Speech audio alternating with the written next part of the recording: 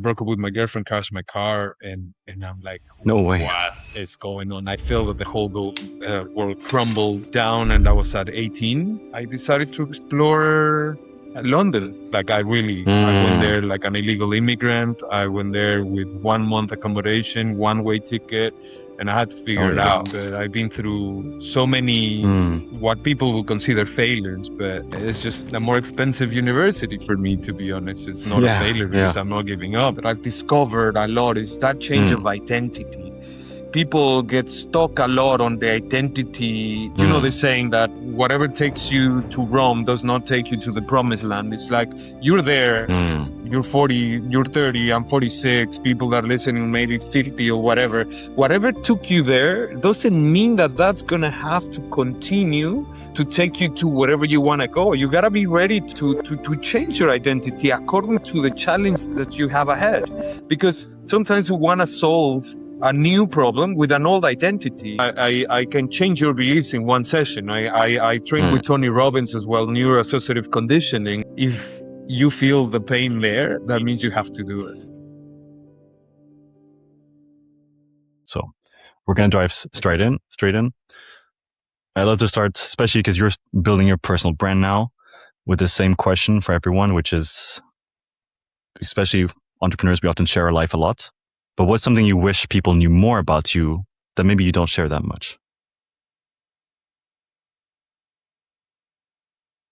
I guess a little more about all the pains and tribulation that I've been in my life, you know, that it's just so natural for me to reinvent myself every chapter of my life now that I guess I don't say it that often, but I've been through so many what people would consider failures, but it's just a more expensive university for me, to be honest. It's not a failure because I'm not giving up. I have so much knowledge, 46 years of knowledge that has helped me to start whatever I want to start, you know?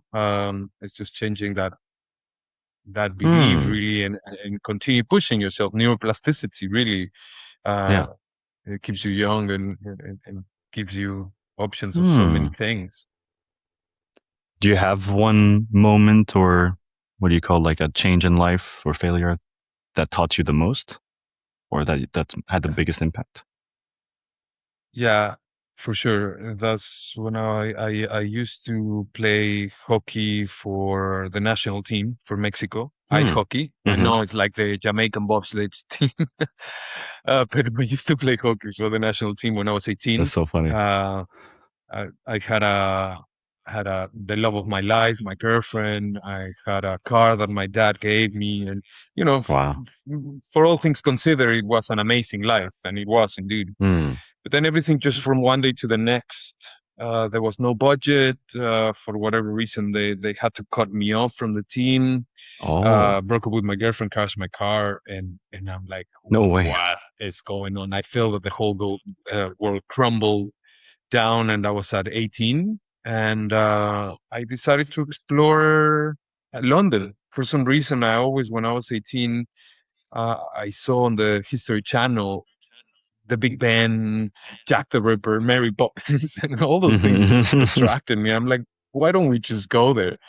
And just randomly, I decided to go. It's another whole story how I got there. My mom actually helped me to get there, but that was a defining moment because that was the first time I realized what you can do really when you push yourself to the deep end and you don't have a parachute. Like I went there like an illegal immigrant. I went there with 1 month accommodation, one-way ticket, and I had to figure it out.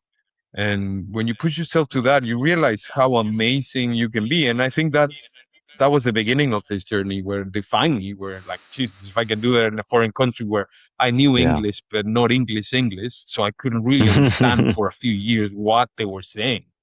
You realize the power that you have in you just by doing, by taking action, by just go, you know?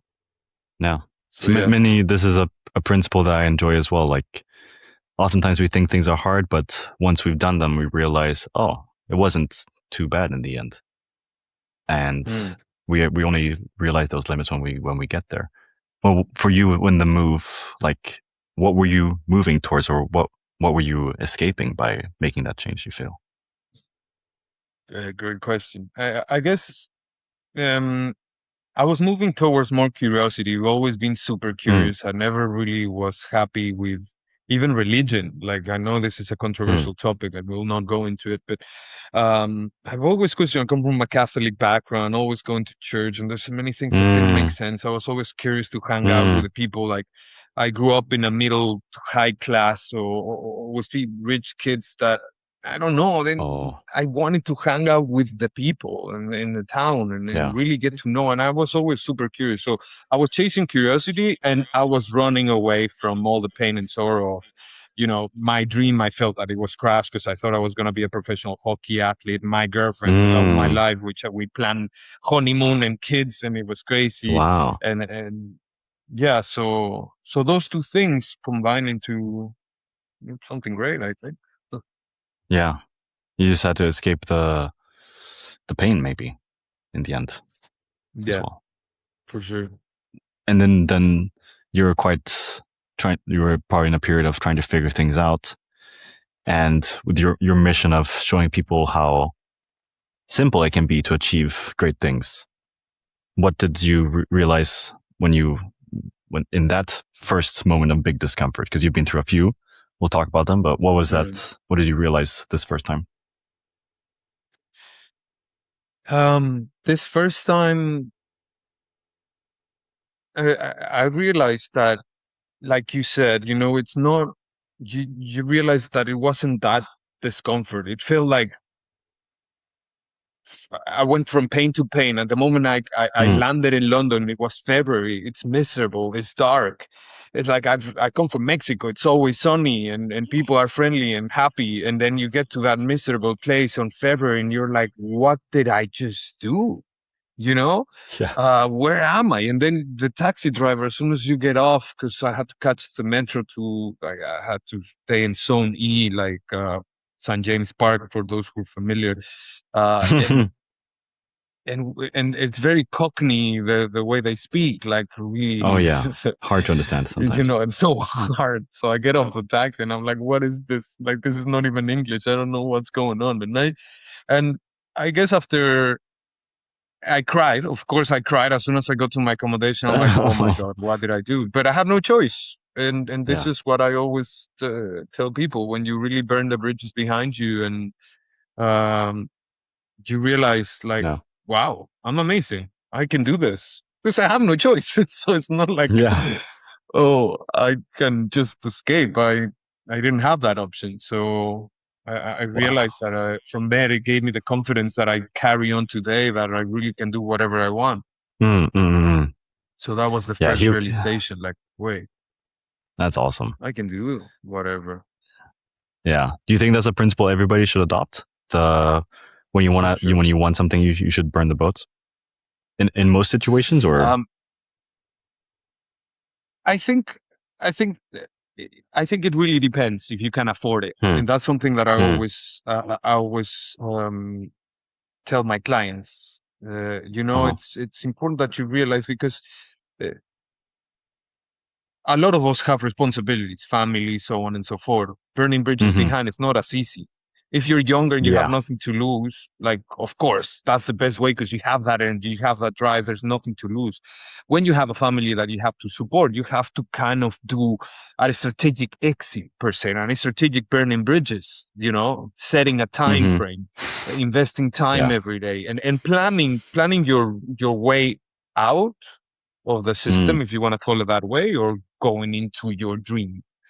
Um, so it really depends on yeah, everybody's situation. For the most part, I think it gets to a point where you do have to take that leap and you have to yeah, stop, because mm, it's not never the same. Because if you have one step into your dream, one step out, when it gets tough, you have that back leg supporting you on mm. your current life. So you're never going to take that step. So eventually you have to get to that point, for yeah, sure. yeah, yeah, and easier to rip the band-aid off fast and slow. Yeah, Um, that's a really for sure. powerful coaching question. Actually, like asking yourself, where are you? Could you burn the bridges, but you're actually taking it too slow, or or delaying it. Like for me, that is the what I was telling you before of having my business, wanting to go pro in triathlon, but still have to work a lot on my business. So I'm not exiting myself yet, because I feel like the systems are not running by themselves. And well, I mean, it's a team of 15 people that are relying on me to still be there. So I'm trying to find this balance. Of course, I could go pro and triathletes if I burned this bridge, but that would be, I mean, that's just on the values. What would be a question on that? You think that, I mean, on maybe on your personal side, like what made you, burn some bridges that made you go pro in the beach tennis, for example? Yeah, I realized that I could afford it. Hmm. So, it's, if you start in this journey, it's hard to get sponsorships at first, Hmm. it's hard you have to pay for your professional athlete, which ends up being Yeah. more expensive than being an amateur athlete because Hmm. your training, your competition, your recovery, your equipment, and your travel, your entrance to tournaments or triathlons and stuff like that. So Yeah. um, I knew I could afford it. I had Hmm. this business, so I went all in. I tried to do coaching, like I said, in between, but my energy Okay. wasn't there. Like I was so tired for training, and I thought if I'm gonna really do this, I gotta stop my coaching, Oh. and that was hard for me because I already had a good practice. I had Oh. over Wow. 1,000 hours, so I was ready to get certified as a master coach, which I am now. I Oh was able wow. to complete it, Yeah.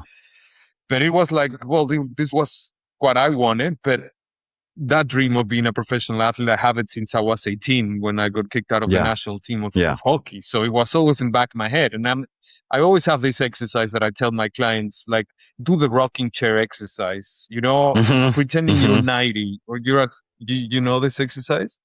Yes. Tell it though. Tell it. So this is a great exercise for whatever you want to do in life. It's just imagine that you're in a rocking chair when you're 80, 90, just you're retired, you've accomplished everything in your life, you're close to death, like towards the end, but happy. um, and you're in the rocking chair, remembering all the great things that you did,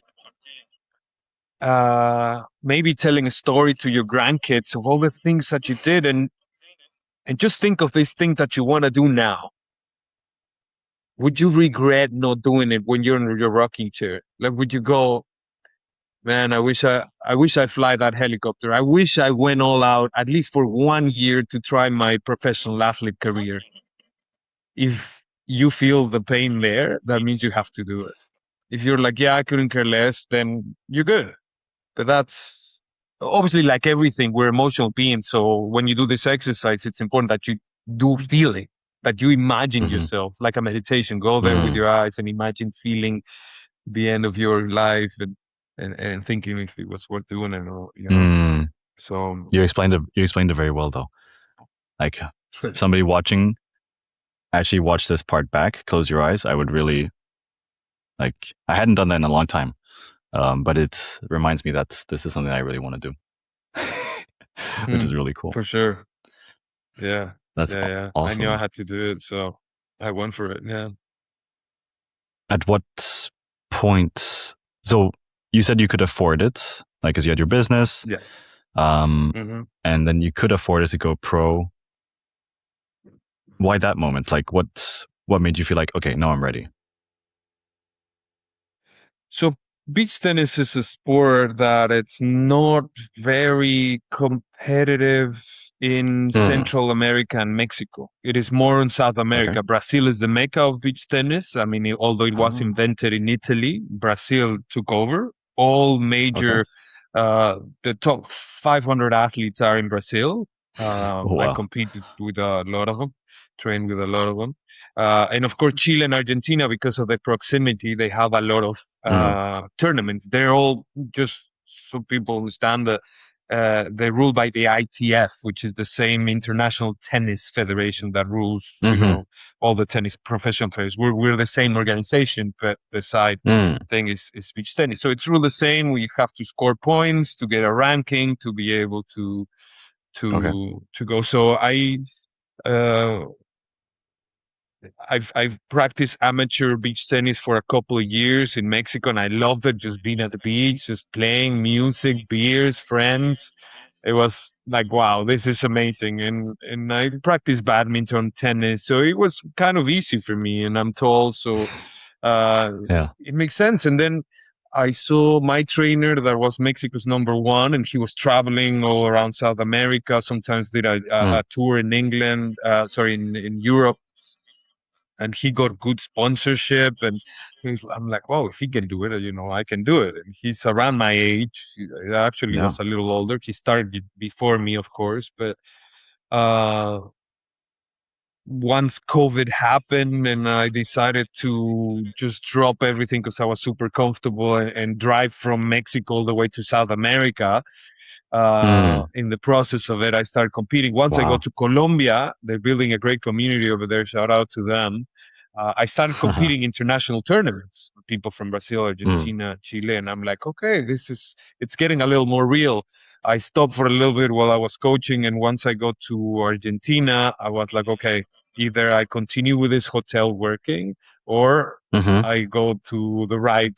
Either I go Argentina and then Brazil, or either I go to Chile and just focus on beach tennis, because I had an opportunity. Mm. A friend of mine had a beach house and said, you can stay there. I live in Santiago, which is like a couple of hours away, and the guys Yeah. play beach tennis all day. Like it's a really Oh. small town called Algarrobo near Viña del Mar. It's tiny. It's beautiful.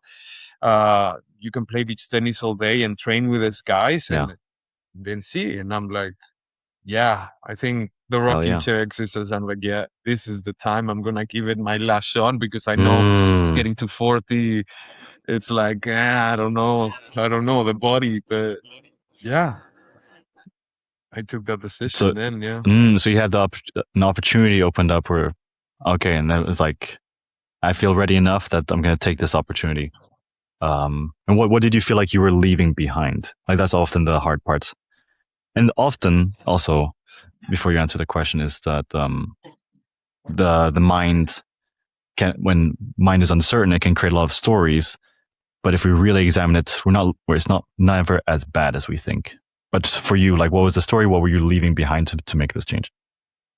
You feel? my coaching, my love. Like Mm. I set up one of the goals that I had when I started this road trip is to open up coaching in South America and Central America, because it's huge in America, it's huge in first world countries, but not in third world country. Like we briefly Mm. spoke, a lot of Central America, South America culture is changing for sure. I don't know if I had something to do with it. I like to think so, but it is more guided towards a therapist, a psychologist, and coaching is a little Mm. more Mm-hmm. hands-on and more practical. And so Yeah. I thought, it could be a good challenge to open up that path for the next generation of coaches. Contribute. That's always my goal: is contribute, give, offer. Yeah. And I got this amazing contract with this hotel called Selena, Mm-hmm. for digital Mm. nomads, and it was Mm-hmm. great because I was traveling all over Central America, South America. It started actually in Colombia, Mm-hmm. and I started building my practice really fast. Like I started helping people. At the same time I was helping businesses and coaching Yeah. It's so much personal, fun. because I believe they go hand in hand. You cannot. Oh, Yeah. you okay? Yeah. Yeah. Yeah. Yeah. All good. Yeah, sorry, I thought the audio. No worries. So yeah, I believe on the business side of thing, you always have to coach yourself before you can do anything. So I was always mixing the two, and recognizing areas of opportunity, and my career just took off. Uh, Yes, you had to Amazingly, put that on traveling, pause. having the freedom, coaching businesses, doing workshops, because I also do meditation and yoga and Mm-hmm. chakra healing and stuff. I'm very spiritual in that sense as well. So I was Mm-hmm. mixing everything, meeting a lot of Mm. people that traveling. Like it was great life with my dog, my baby girl. That it was just me and Yeah. her, just traveling by car, just getting to know everything. I'm like, wow, this is the life. It's amazing. And once I got to Argentina, I was like, okay, now we gotta make a decision. Either we go left or we go Mm, right. We continue with this coaching life that I've always wanted, or mm, we give it a shot to the professional athlete. And I knew that that was gonna bother me. I knew that if I didn't try it, it was gonna bother me. So I wasn't gonna go out down like that. And I said, um, could be a good chance because I'm a very effective person. I'm always trying to look for killing two birds with one stone. So a yeah. big deciding Same. factor on this decision was, okay, if I'm gonna go and do this, what not only am I gonna achieve personal success and say that Mm-hmm. I did something, what can I start Mm-hmm. building? And this is the strategic burning bridges behind the theory in a sense.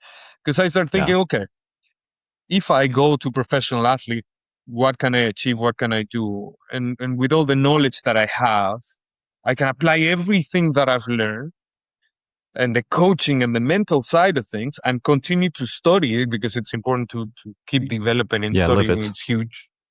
The neuroplasticity, like I said. And Mm-hmm. and then maybe after I can apply all this, show what I can do, and then be a more credible coach, be a master Mm, coach, be an athlete's coach, a mental coach, and have more real world knowledge. And at my age, yeah. I was like, geez, I even get goosebumps. I'm like, hell yeah. This sounds Yeah. scary because good goals should always be a little scary, like, oh my Yeah. God, Yeah. can Yeah. I reach it? It was like, shit, I don't know.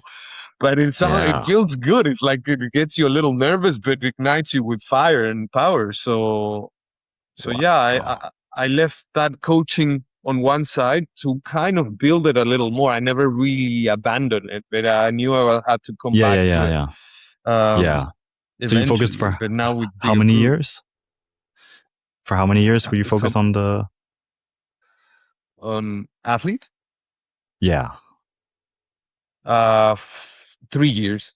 3 years. 3 That was years. only what I could do. Yeah, I set up goals, specific goals, because That's it's cool. easy to be like, well, I'm progressing, I can do that. But I knew that my You wanted age, to get to a it good was a level. limiting factor for sure. So I Yeah. had to be real, keep it real. If not, I'll still be playing. But Yeah. Also, yeah, you could.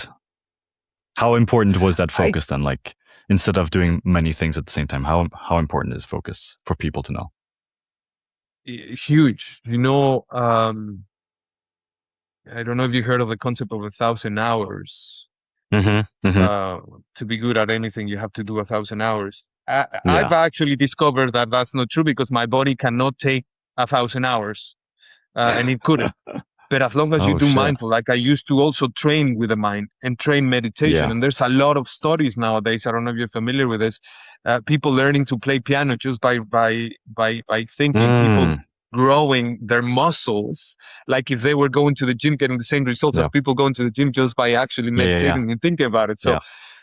that shortens the track, and I'm always looking for shortcuts. So um, we live in a really I fast-paced think world. So yeah, that's also, yeah, a yeah. world where it's also harder to focus. Like that's why I asked because for me it was very hard to even start this business because I was doing like 6 things at the same time, which is like trading, like crypto, and I was doing a thing with the NGO, helping my dad, and this. And I've learned the power of focus through this business because my wife, she was like, you cannot do these 6 other things. You need to focus. And she's really good at it. But I think many people don't understand. And you're a very good example of you had to give up something that was pretty good, but you knew you could come back, which was also very helpful. But you Yeah, were and able one to thing, just 3 years. yeah, one thing I must say about the focus, we feel and we think Mm. that we can multitask, but there's plenty of Yeah. studies to show that you Yeah. cannot multitask. No matter if you're a man or a woman, because sometimes a woman can multi. No, no, no, it's not a train. It's the same divided attention. You have Yeah. Yeah. Yeah. 100% of energy. So if you have three things, it's 33, 33, 33%. So what can you achieve with 33%? you know Mm. and you obviously experienced it before, and I try to, because I would look, okay, well, I'm gonna give Yeah. 70% of my time to professional athlete, and that 30% to coaching. No, I wasn't getting the same results. I was tired, and you know, the more you become a professional athlete, you're more in tune with your body. The sleep, the water deficit, if you're dehydrated, you feel it right Mm. away. If you didn't eat good, if you have bad thoughts. So now when you mix the coaching, when I was mixing the coaching, I'm like, no, I cannot do it. I have to leave it completely and just dedicate that time that I was coaching to really recover the brain and just do nothing. Playing PlayStation, just getting Wow. distracted. I loved it. Wow. Wow. How did you like, more of a technical question? How did you sustain that? Did you get sponsorships? Did you have your previous business still like helping you out? How were you able to My focus so much? business. Yeah, That my helped a lot. business. My business, once I became Mexico number one, I made some deals with certain tournaments to be, you know, the only Mexican and promote Mexican. Mexico is big everywhere, so they love to Yeah. say, "Oh, I'm Mexican," and I'll give a free lesson or something just to get like uh, Yeah. free entrance or training or recoveries and promote them and Mm. stuff, but it was never really formal. I was able to become Mexico's number one, but in the world I became world number 600. So Wow. realistically, in such a niche sport, you really don't get sponsored unless you're in the top 100. So Mm. that was a tough. I mainly had to, you know, figure things out, but the business was giving me good to not worry about that. So Yeah. That's awesome. That helps a lot. Yeah. But in any yeah, case, for sure, yeah, being able to just go full on focus is super important in anything that you do. And so then recently you for started sure. going back into coaching people again, and you've brought with you some principles that you said you share. What are the most important principles that you learned through this journey so far? Belief, like like Henry Ford said, you know, if you Mm, believe you can, you're mm, right. If you believe you can't, you're right too. Uh, you have to believe first and foremost, and you gotta dig deep onto those beliefs because sometimes in the surface you think, but once you start exploring as a coach, you observe and you're yeah. like, yeah, that's not the real belief. So believe for sure. um Yeah. the commitment and the discipline, like, you know, you have to do it aloud or not do it at all. um What would you tell somebody who struggles with and that though? That specifically. uh, Very good question. I can say so many things, but I think that's when I really truly believe on what I do. I can change your beliefs in one session. I train Mm, with Tony Robbins as well, neuroassociative conditioning, and it's, mm-hmm, you know, I don't know if you heard about the pain and pleasure principle, but briefly, mm-hmm. you know, we're animals of pain. We like to always avoid pain, and we always like to follow pleasure. Yeah.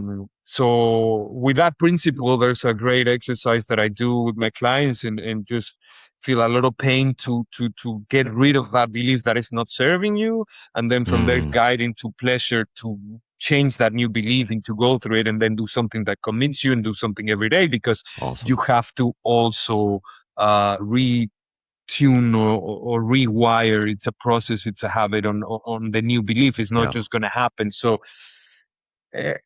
it's work. It's not hard work, but it's something that you have to be consistent, because you didn't get that Yeah. bad belief just from one day to the next. You reinforced it No. over and over and over again for years. So it has to be the same back. Sometimes people think like, okay, well, I have this new belief now, it's going to change. No, you're going to go back to that old program, and you have to be able to change it consistently over and over again.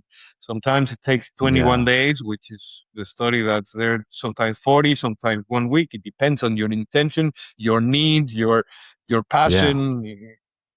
So Yeah. so yeah, I guess Yeah. not one thing is change it, but work on it and be patient, because Mm, it takes time. It's not yeah. a magic pill one day to the next, you know. 100%. The But that decision moment is. of, yeah, exactly. And then since you mentioned Tony Robbins, like, beliefs are just like ways of seeing the world. And if you say that I believe XYZ is hard, for example, or I cannot do XYZ. That's something that's, I like Tony Robbins' analogy of like that. That belief is like it's a highway. You can access that belief super fast. So to change that belief, we need to release, like, make it a dirt road, um, and instill the more helpful belief on the other side. Yeah, for Yeah, sure. big fan Another of Tony thing Robbins. that I forgot to mention, yeah, I love Yeah, like the intensity, the passion, and everything. It's like, intensity. let's go! Like, fuck, I love it. Yeah. I love it. One thing that I will say that it's related to beliefs. Another huge thing Mm. that I've discovered a lot is that change Mm. of identity. People get stuck a lot on the identity. You know, the Mm. saying that whatever takes you to Rome does not take you to the promised land. It's like you're there, Mm. you're 40, you're 30, I'm 46, people that are listening maybe 50 or whatever. Whatever took you there doesn't mean that that's going to have to continue to take you to wherever you want to go. You got to be ready to change your identity according to the challenge that you have ahead, because sometimes we want to solve a new problem with an old identity, and unless you Mm. change that new self of everything that you learn and you become something different inside, you're not going to be able to solve that new Yeah. problem, you know. So it's super Yeah. important, the identity shift that you have, that the power is inside, not on the external side, not if you're a coach, not if you're a podcaster, not if you're a triathlon or a beach tennis athlete. It's the Yeah. values that you have. I'm an effective learner, loving, passionate, caring individual, and with those values, I'm able to adapt to whatever. I mean, one of the biggest things that made us the predominant race in the whole world is that power of adaptation. So we have Mm. to remember that that's in our core, our biology. We still have to learn Mm. to adapt to an ever fast changing. And I know and I understand when people are like, yeah, but this is happening too fast in business. You have to reinvent yourself. Yeah, but you got to change that belief that you can do it and you will do it. And it will happen. You have the capacity. 100%. Yeah. 100%. Yeah. So we just need to remember that. Like sometimes all we need is reminders that, oh, we can do things. And the worst case scenario is never that bad. Yeah. You know Yeah. what I And do? that's when I think coaching is important, Yeah, because so even me, powerful. I need a coach. I need somebody to remind me of these things. You have so many things when you're a Exactly. family guy, you're an athlete, whatever. We don't have just one role anymore. We have 20 No, roles as a person. So having somebody to, hey, bro, come back here. Let's go this way. Don't get sidetracked. You know, I think it's super important. No, I really believe in what I do, and so much so I need somebody yeah, to help me. So that's awesome. If you haven't done it yet, one thing that I learned from one of my previous coaches, Dan Martell, he was saying that he writes down all his like empowering beliefs on a note. Like, and so since maybe the last 2 years, I just collect all my beliefs that can help me. I'd recommend that you try it out if you haven't done it. But yeah, for sure. it's very powerful to because like you said, we just need to remind ourselves habits. One that a friend told me this morning, I wrote down was like just it's, I don't know if it's a belief, but it's a saying like, show me how good it can get. Whenever you're feeling like small or need to feel abundant, think about show me how good it can get actually. Like, cause there's so much possibility. I love that one. So I wrote it down this Yeah. morning. Um, And if you pay attention to that, it's a question, yeah, exactly. and really our life comes down to the basic core and the quality questions we're asking, because it's so different to be poor and be like, how do I pay the bills, to show Mm-hmm. me how good can this get. The whole feeling around it changes. You Yeah. change just with Yeah. one question. You change your emotions. You change your feelings. You change your destiny. Yeah. It's powerful. Amazing. I love the energy as well. As we start to wrap up, if there's anything that hasn't been covered, what's a question that you wish you were asked, if anything? um, I think before wrapping up, I think you've been amazing. I think you've asked the powerful questions that I'm excited to answer. And you can see by my energy, I'm really excited about this. So I really thank you for your time I and love your it. questions. I think uh, uh, It's okay if there's nothing as well. Yeah. I guess We what covered a most lot. people think in the back of their heads is like, how long does it take to notice change, you know? Like from what I see, because I see that a lot of people want to compare themselves with, like, if you start a business, if you start being an athlete, how long? Yeah. uh I think it's important to have a reality check. I think creativity needs time, so you need to set up a time, but you also need to be realistic on the goals that you can achieve. Dream big, right? But just have, and again, that's when somebody, an outside perspective, will help you. In the same breath, never ever allow somebody to tell you that you cannot do something. Yeah. But even if your Yeah. dream is So big, important. just set up a time frame for it, so you don't get lost on translation, and be patient. If you do something every day and you believe, and your goals will become true before the time you set them, I guarantee you.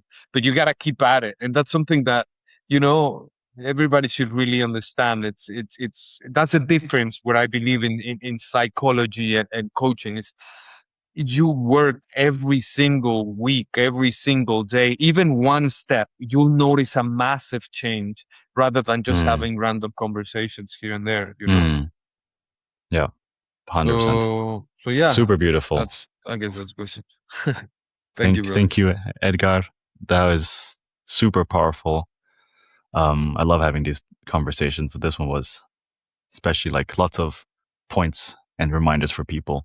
What's the best place for people to reach out to you or find out more about what you're doing online? Thank you, brother. My Instagram or my Facebook, which is Transitions Coach. So I believe life is all about transitions. Awesome. Everything that you do, changing, I believe, is a transition. So Transitions Coach. Um, Same in LinkedIn, Facebook, and Instagram. I post daily a lot of, short video clips on that Awesome. change of identity, of environment, on a little bit about my story, little things that could help you and hopefully inspire you. And yeah, reach out, whoever wants to explore coaching. I'll be more than happy to share. And if I may, I would like to offer your listeners a free exploratory session to give them a little taste of Of course. what is coaching. If that's okay with you, for your listeners, I'm happy to offer that. Sorry, we didn't talk. Amazing. I put you on the spot there, and I don't know if that's okay. No, you're good. Sorry. Then you just reach out to Edgar and say that you came from Oscar's podcast, or podcast of Patterns of Success, Happiness, and Freedom. Yeah. Awesome. Instagram, LinkedIn, both are fantastic. Amazing. Thank you so much, Edgar. Thank you, Oscar.